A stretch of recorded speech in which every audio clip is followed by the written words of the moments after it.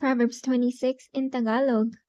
Kung paano ang nieb sa tag-init kung paano ang ulan sa pag-ani, gayon ang karangalan ay hindi nababagay sa mangmang. Kung paano ang maya sa kanyang pag-aagala, kung paano ang langgay-langgayan sa kanyang paglipad, gayon ang sumpa na walang kadahilanan ay hindi tumatalab. Ang paghagupit ay sa kabayo, ang pangningkaw ay sa asno, at ang pamalo ay sa likod ng mga mangmang. Huwag mong sagutin ang mangmang ng ayon sa kanyang kamangmangan, baka ikaw man ay maging gaya rin niya. Sagutin mo ang mangmang ayon sa kanyang kamangmangan, baka siya'y maging pantas sa ganang kanya.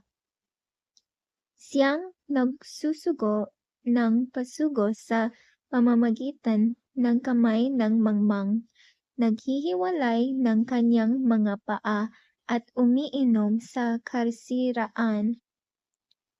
Ang mga hita ng pilay ay nabibitin, gayon ang talinghaga sa bibig ng mga mangmang. Kung paano ang isa'y nagbabalot ng isang bato sa isang lambanog, gayon ang nagbibigay ng karangalan sa mangmang. Kung paano ang tinik na tumutusok sa kamay ng langgo, gayon ang talinghaga sa bibig ng mga mangmang.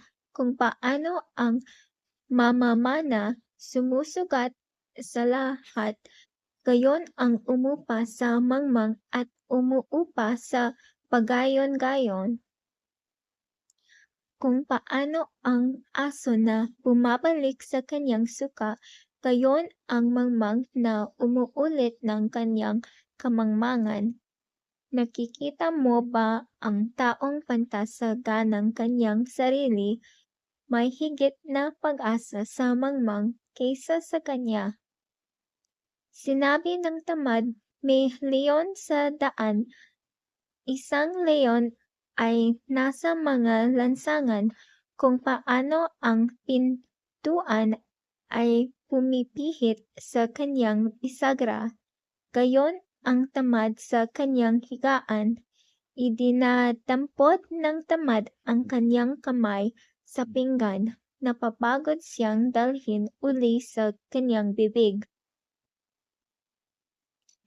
Ang tamad ay lalong pantas sa ganang kanyang sarili kaysa 7 taon na makapagbibigay katuwiran. Ang nagdaraan at nakikialam sa pag-away na hindi ukol sa kanya ay gaya ng humahawak ng aso sa mga tainga.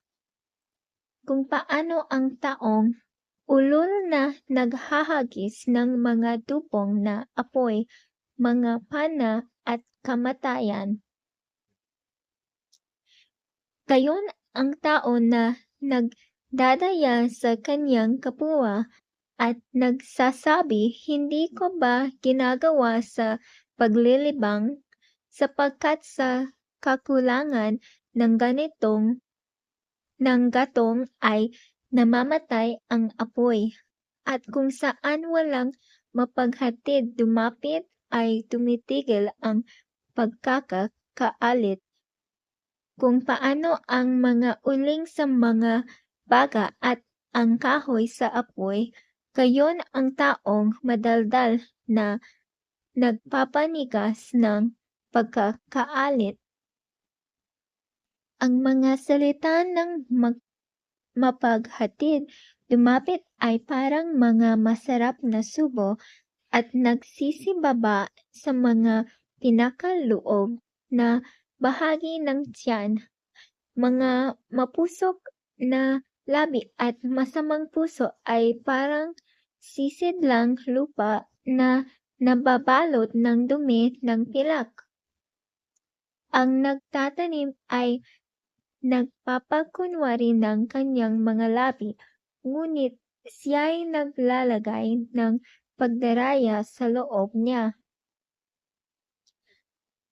Pagka siya'y nagsasalitang mainam, huwag mo siyang paniwalaan, sapagkat may 7 karumal-dumal sa kanyang puso. Bagaman ang kanyang pagtatanim ay magtakip ng karayaan at ang kanyang kasamaan ay lubos na makikilala sa harap ng kapisanan. Ang humuhukay ng lunggaw ay mabubuwal doon, at siyang nagpapagulong ng bato ay babalikan nito siya. Ang sinungaling na dila ay nagtatanim sa mga sinaktan niya, at ang bibig ng kunwang mapagpuri ay gumagawa ng kapahamakan.